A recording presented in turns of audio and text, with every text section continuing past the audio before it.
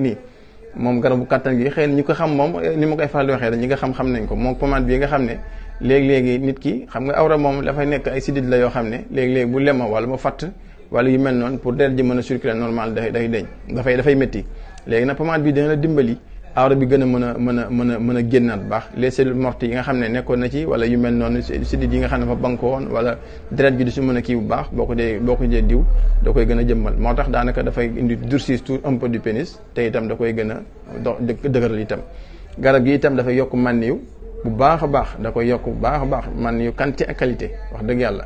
loolu itam xëy na bu ñu ñëwee dinañ def benn vidéo uniquement boo xam ne dinañ ñëw ci wàllu woowu surtout bu ñuy wax ci li nga xam ne moom mooy éjaculation précoce loolu itam dinañ ci ñëw incha allah kon garab gi moom ki ci bëgg moom xam nañ fi ñu jaar moom buñ ci bëggee rek garab la goo xam ne dañ lay assurer à 100% boo ko jëlee topp traitement bi di nga dikkaat à la normale di nga dem ba sa kàttan dafay dikkaat à la normale di nga dem ba